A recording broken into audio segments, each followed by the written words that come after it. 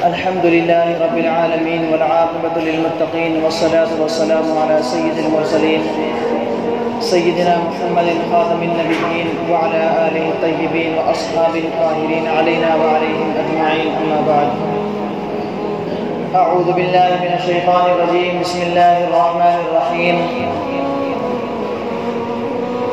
ختم الله على قلوبهم وعلى سمعهم وعلى أبصارهم غشاوة ولهم عذاب عظيم.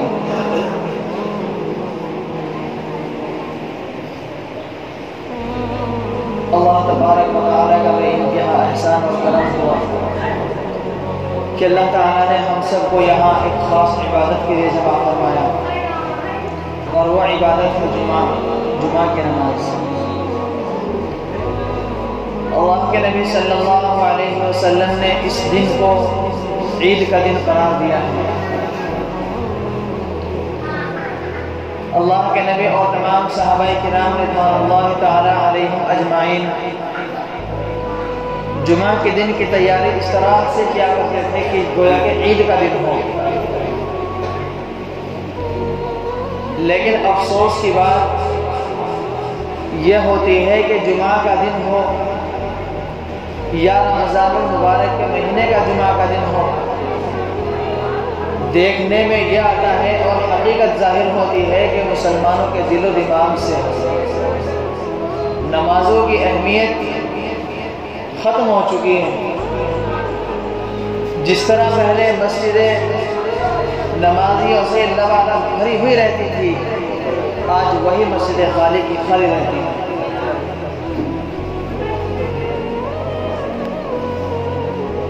مسجدیں اللہ کا گھر ہے، ان کو آباد کرنا ہماری ذمہ داری ہے، یہ ہمارا فریضہ ہے. اور یاد رکھنا، جس شخص نے نمازیں پڑھی، نمازیں ادا کی، حج و عمرہ کیا یا دین کی کوئی اور خدمت اس نے کی، اس میں انسان کو اپنا کمال اور اپنی طاقت و قوت نہیں سمجھنی چاہیے، بلکہ یہ خیال کرنا چاہیے کہ اگر میں مسجد تک چل کر کے آیا ہوں، یہ اللہ نے مجھے توفیق بخشی یہاں تک آنے کے لیے. ورنہ آپ جیسے مسلمان کتنے ادھر ادھر گھوم رہے ہوں گے، آپ جیسے مسلمان ہی اس وقت شراب کے اڈوں پر شراب پی رہے ہوں گے، کتنے مسلمان نہ جانے اس وقت جوا کھیل رہے ہوں گے. تو آپ خوش قسمت ہو، اللہ تعالیٰ نے آپ کو اپنے در پر چڑھنے کی توفیق عطا فرمائی، اور اللہ تعالیٰ نے آپ کو اپنے سامنے جھکنے کی توفیق عطا فرمائی. سب کچھ حالات آپ کے سامنے مجھے بیان کرنے کی ضرورت نہیں. آج مسلمان نہ جانے کیسے کیسے رونا روتے ہیں کہ ہمارے اوپر اس طرح کے ظلم ہو رہے ہیں، اور ایسی حکومت آ گئی اور ہمارے اوپر ایسے ظلم کر رہے ہیں. بے شک حقیقت بات ہے، حکومت ظالم ہے، اس کا کوئی انکار نہیں کر سکتا. لیکن میں یہ کہوں گا کہ حکومت سے بڑھ کر ظالم ہم خود ہیں. اگر ہم غور کریں اپنے اوپر، جس طرح ابھی جمعے کی نماز میں مسجد اندر سے یہاں سے ماشاءاللہ بھر گئی، عصر کی نماز میں سب خالی ہو جائے گی، صرف 2 یا 1.5 سب مسجد میں باقی رہیں گے. ایک یہودی کا کہنا سنو ذرا اس کا قول. یہودی جس کا مشن ہے کہ پوری دنیا سے مسلمان اور اسلام کو ختم کرنا، مسلمان بچیوں کو اور بچوں کو دین و اسلام سے دور رکھنا، ان کے دل و دماغ میں اسلام کی نفرتیں ڈالنا اور نیگیٹیوٹی بات اس کے دل و دماغ میں پیوست کرنا، نیگیٹیو باتیں بتلانا اسلام کے بارے میں، قرآن کے بارے میں. یہ یہودیوں کا مشن ہے. ایک یہودی کہتا ہے کہ جس طرح مسلمان جمعے کی نماز میں بھر کر کے آتے ہیں نا، اور مسجدیں بھر جاتی ہیں، اگر مسلمان اسی طریقے سے 5 وقت نماز اگر آنے لگے تو اس روئے زمین پر ایک بھی یہودی زندہ نہیں رہ سکتا. مطلب ایک بھی غیر مسلم زندہ نہیں بچ سکتا. جب اللہ کی طرف سے توفیق اور ہدایت ملتی ہے تو اللہ تعالیٰ بڑے سے بڑے ظالم کو اللہ ہدایت نصیب فرما دیتا ہے. ابھی میں نے ایک بات کہی کہ کتنے مسلمان جو ادھر ادھر گھوم رہے ہوں گے، لیکن اللہ نے آپ کو بخشی، توفیق بخشی اللہ تعالیٰ نے آپ کو یہاں تک آنے کے لیے، یہ اللہ کا فضل ہے، اللہ کا کرم ہے، اللہ کا شکر ادا کرنا چاہیے۔ مزید اللہ سے یہ دعا کرنی چاہیے کہ اللہ آپ ہم سب کو سچا پکا نمازی بنا دیجیے، دین کا داعی بنا دیجیے۔ اس وقت ہمارے ملک کے اندر جو حالات بنے ہوئے ہیں، سب سے بڑے جو ان کا لوگوں کا مشن ہے، ہماری مسلمان بچیوں کو اور بچوں کو اسکول اور کالجز میں جو جا رہے ہیں، ایسی ایسی باتیں ان کے دل و دماغ میں ڈالتے ہیں جس کی کوئی انتہا نہیں۔ سن کر کے مجھے افسوس ہوتا ہے، جو بچے لڑکیاں اسکول اور کالج میں جاتی ہیں، انہوں نے بذات خود مجھے بتلایا کہ اسکولوں میں کیا کیا ہوتا ہے۔ یہ چیزیں اب ظاہر ہونے لگی ہیں، پہلے اتنی نہیں تھی جتنی اب ظاہر ہو گئی۔ اور اللہ کے نبی صلی اللہ علیہ وسلم نے جتنی باتیں کہی آپ نے وہ بھی سچ ثابت ہوئی ہیں، سارے قول اللہ کے نبی کا سچ ہونے ہیں۔ قرب قیامت میں نئے نئے فتنے ابھریں گے، اور ہر روز ایک نیا آنے والا دن ایک نیا فتنہ لے کر کے آتا ہے۔ آج کیا فتنہ ہوا، آج کیا خبر آپ نے سنی ہوگی، یا کیا خبر آپ نے پڑھی ہوگی اخبار میں، یا آپ کے واٹس ایپ پر کسی نے کیا بھیجا ہوگا، آپ کو ایک صدمہ محسوس ہوا ہوگا، ایک صدمہ لگا ہوگا، تکلیف ہوئی ہوگی پڑھ کر کے، لیکن کل اس سے بڑی مصیبت آنے والی ہے۔ گویا کہ ہر روز ایک آنے والا دن ایک نئی مصیبت لے کر کے آتا ہے۔ تو ان بچوں نے مجھے بتلایا کہ ایسے ایسے کفری الفاظ زبان سے نکلواتے ہیں کہ اگر کوئی نہیں بولتا ہے تو اس کے اوپر تنبیہ اور سختی کی جاتی ہے۔ اور اس سے بھی بڑا افسوس مجھے یہ ہوا کہ ایک اسکول کے مسلم پرنسپل ہیں، وہ یہ الفاظ کراتے ہیں، اور یہ اس طرح کے جو غیر مسلم اور مشرکانہ جو الفاظ ہوتے ہیں وہ خود ان کو ادا کروا رہے ہیں۔ سب سے بڑا صدمہ یہاں ہوتا ہے۔ میرے بھائی، میرا کہنے کا مقصد اور مطلب صرف یہ ہے کہ اگر آپ اپنے بچوں کو یا بچیوں کو اسکول اور کالج میں اگر بھیج رہے ہیں، بھیجو، اس سے انکار نہیں، لیکن اس سے بھی بڑھ کر بات یہ ہے کہ پہلے اپنے بچوں کو دین سکھلاؤ، تاکہ ماں باپ کی عزت کرنا سیکھیں، اپنے اساتذہوں کی عزت کرنا سیکھیں، اور سب سے بڑی بات مرنے کے بعد کم سے کم 2 لفظ پڑھ کر کے ہمیں ثواب تو پہنچا دے مرنے کے بعد ہماری خبر میں۔ آپ ایک بات لکھ لیجئے گا، دنیا کے اندر اگر ایک مسلمان نے اپنے بیٹے کو جج بنا لیا، وہ ماں باپ تو مر گئے، بتاؤ کیا ہو جائے؟ ان کو ثواب پہنچا رہے بیٹھ کر کے۔ وکیل بناؤ، انجینئر بناؤ، ڈاکٹر بناؤ، سب کچھ بناؤ، لیکن اس سے پہلے کم سے کم زندگی میں دین اتنا آ جائے کہ حرام کو حرام اور حلال کو حلال سمجھنے لگ جائے۔ قال النبی صلی اللہ علیہ وسلم طلب العلم فریضۃ علی کل مسلم و مسلمۃ۔ اللہ کے نبی نے ارشاد فرمایا کہ ہر مسلمان مرد و عورت پر علم دین سیکھنا فرض ہے۔ کتنا کہ اس کو حرام اور حلال کی تمیز اور پہچان ہو سکے کہ یہ چیز میرے لیے حرام ہے، میں اس کو چھوڑوں گا نہیں، میں اس کے قریب ہی نہیں جاؤں گا، یہ چیز اللہ نے میرے لیے حلال کی ہے تو یہ میرے لیے حلال ہی حلال ہے، میں اس کو چھوڑوں گا نہیں۔ آج افسوس کی بات یہ ہے کہ مسلمانوں کے اوپر نئی نئی آفات اور بلیات کیوں آ رہی ہیں؟ سب سے بڑی وجہ کہ دین سے دوری اختیار کر لی، زندگی سے دین ختم ہوتا جا رہا ہے۔ میرا آپ سب سے ایک سوال ہے، جتنے یہاں بیٹھے ہوئے ہیں، آپ سب گھروں میں جا کر کے دیکھنا، سوچنا، رمضان آئے گا تو قرآن کھلے گا، رمضان جائے گا تو قرآن بھی بند ہو کر کے کتاب میں سجا کے رکھ دیا جائے گا 1 سال کے لیے۔ آخری بات بتا کر کے میں اپنی بات ختم کرتا ہوں۔ سب سے پہلی چیز یہ ہماری ذمہ داری ہے، اپنے بچوں کو دین سکھلاؤ، قرآن سکھلاؤ۔ میں نے قرآن کی ایک آیت پڑھی، ختم اللہ علی قلوبہم، اللہ نے ان کے دلوں پر مہر لگا دی، وعلی سمعہم، ان کے کانوں پر پردہ پڑ گیا، وعلی ابصارہم، ان کی آنکھوں پر اور کانوں پر پردہ پڑ گیا، ولہم عذاب عظیم، اور ان کے لیے بڑا عذاب ہے۔ مہر کن کے دلوں پر لگی؟ جو منافقین حضرات ہیں، جو منافق لوگ ہیں۔ مہر لگنے کا مطلب یہ ہے کہ آپ کیسی بھی خیر کی بات بتلاؤ، کیسی ہی اللہ سے ڈرانے والی بات ان کے سامنے بتلاؤ، کتنی پرخطر جہنم کا عذاب ان کے سامنے ذکر کر دو، ایک ذرے کے برابر ان کے دل پر کوئی اثر نہ ہو۔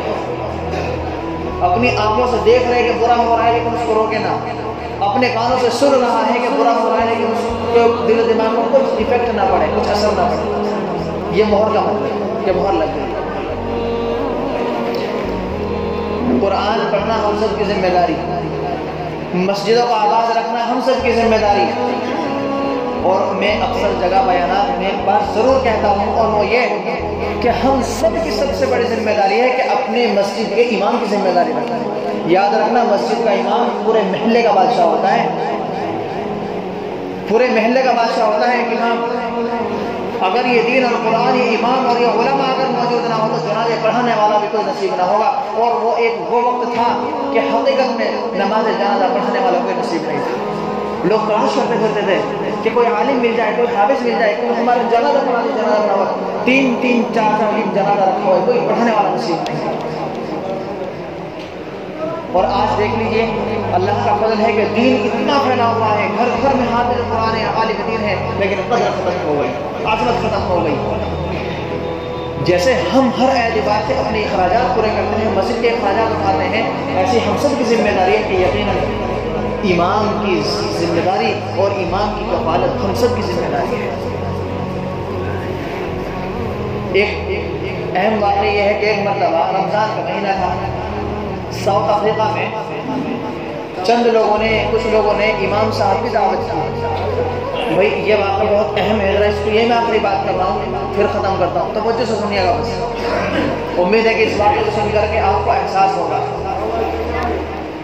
تو کسی نے امام صاحب کی دعوت کی، کہا کہ امام صاحب آپ ہمارے یہاں چلے، آپ کی دعوت ہے۔ رمضان کا مہینہ تھا، امام صاحب نے کہا بھائی ٹائم نہیں ملتا، خیر انہوں نے خوشامد کر کے امام صاحب کو گھر لے کے چلے گئے۔ جب امام صاحب ان کے گھر گئے تو امام صاحب نے دیکھا تقریباً ساؤتھ افریقہ میں بولتے ہیں پاؤنڈ چلتے ہیں، یہاں تو روپیہ پیسہ ہوتا ہے، وہاں پاؤنڈ چلتا ہے، تقریباً 2-2.5-3 ہزار پاؤنڈ رکھے ہوئے ہوں گے۔ تو وہ امام صاحب نے اٹھا لیا۔ آپ کو شروع میں واقعہ عجیب لگے گا سنتے ہوئے، لیکن آخر میں اس کی جب حقیقت کھلے گی تب احساس بھی ہوگا۔ جیسے وہ امام صاحب نے اٹھا لیے تو امام صاحب نے کھانا کھایا، فارغ ہو کر چلے گئے۔ تو جس آدمی نے امام صاحب کی دعوت کی تھی تو اس کی بیوی نے اس سے بولا کہ گھر میں پورا جگہ کچھ پیسے رکھے ہوئے تھے، وہ آپ نے دیکھے کیا؟ اس شوہر نے کہا کہ نہیں مجھے تو پتہ نہیں، لیکن یہاں جہاں پیسے رکھے ہوئے تھے، پاؤنڈ رکھے ہوئے تھے، وہاں امام صاحب آئے تھے اور وہاں انہوں نے کھانا کھایا ہے، ہو سکتا ہے کہ انہوں نے اٹھا لیا ہو۔ بڑا ان کو بھی تکلیف ہوئی کہ امام صاحب پیسے اٹھا کر کے لے گئے۔ جب بہرحال یہ واقعہ ہوا اور امام صاحب نے دیکھا کہ دعوت تو انہوں نے کر دی اور فارغ ہو کر کے آ گئے، لیکن جس آدمی نے امام صاحب کی دعوت کی تھی ان کا رویہ بدل گیا۔ مطلب پہلے کا ایک دم محبت سے پیش آنا، سلام دعا کرنا، حال چال پوچھنا اور کچھ تحفے تحائف ہدیہ پیش کرنا امام صاحب کو، وہ سب تھوڑا ختم ہو گیا معاملہ۔ امام صاحب کو بھی بڑا عجیب لگا، سمجھ میں نہیں آ رہی بات، اچانک سے ایک دم معاملہ ہوا کیا؟ ایسے ہی دل میں نفرت پیدا ہو گئی اس آدمی کے امام صاحب سے، کٹنے لگا۔ بہرحال یوں ہی رمضان کا پورا مہینہ گزر گیا، پھر پورا اسی طرح پورا سال گزر گیا، پورا سال گزر گیا صحیح۔ تو ایسے ہی ان دونوں شوہر بیوی کے دل میں پھر بات آئی کہ پھر ایسا کرتے کہ اسی امام صاحب کی پھر دعوت کرتے ہیں۔ 1 سال کے بعد پھر دعوت ہوئی، امام صاحب پھر ان کے گھر پہ گئے کھانا کھانے کے لیے۔ تو اب اس کی بیوی نے اپنے شوہر سے کہا کہ اس سے کام کر لینا، وہ جو 3000 کچھ روپے ہوں گے پاؤنڈ، وہ ذرا پوچھ لینا کہ آپ نے اٹھائے تھے کیا۔ جب کھانے وغیرہ سے فارغ ہو گئے اور فارغ ہونے کے بعد میں اس آدمی نے امام صاحب سے پوچھا کہ امام صاحب ایک بات آپ سے عرض کرنی تھی۔ امام صاحب نے کہا پوچھو بھائی۔ کہا کہ پچھلی مرتبہ پچھلے سال جب ہم نے آپ کو دعوت پر بلایا تھا تو یہاں پر کچھ اتنے پاؤنڈ رکھے ہوئے تھے، ایسا معاملہ تھا، تو آپ نے اٹھائے گا۔ جب یہ بات امام صاحب نے سنی، امام صاحب کی آنکھوں میں آنسو آ گئے، رونے لگ گئے امام صاحب۔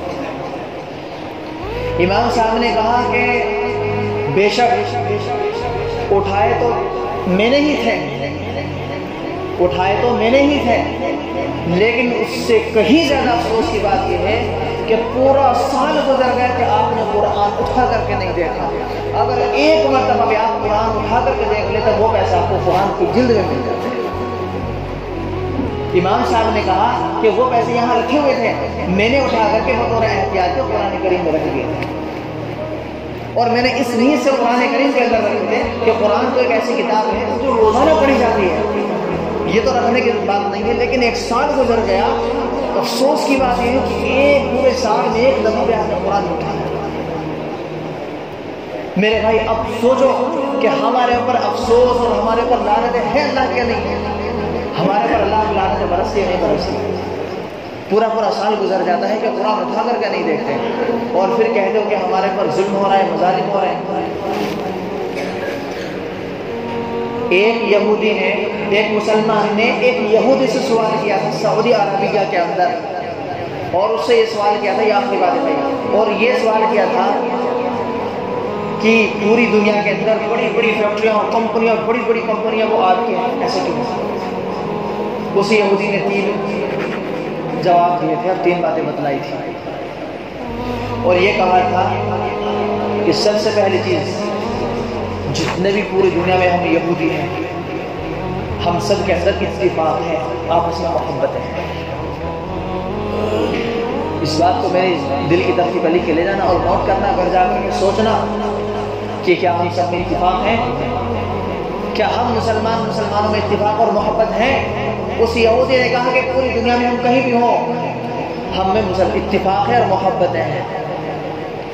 دوسری بات یہ بتلائی کہ اگر ایک یہودی کہیں دوسری کنٹری چلا جاتا ہے تو اس سے ہمارا تعلق اور کانٹیکٹ برابر رہتا ہے، اس سے ہم ختم نہیں کرتے۔ اور تیسری بات یہ بتلائی کہ ہم اپنے بچوں کو ابتدائی سے یعنی شروع ہی سے تجارت میں لگا دیتے ہیں، اس لیے ہم یہودی ترقی پر ہیں، اور آج آپ دیکھ رہے ہیں مٹھی بھر یہودی ہیں، مٹھی بھر، اور پوری دنیا پر قابض ہیں، پوری دنیا پر غلبہ ہے ان کا، اور ایسے ایسے ٹیکنالوجی وہ تیار کر کے پوری دنیا کے پاس نہیں۔ یہ کس لیے ہوا؟ اور سنو سب سے اہم بات کیا، اس یہودی نے کیا بتلایا؟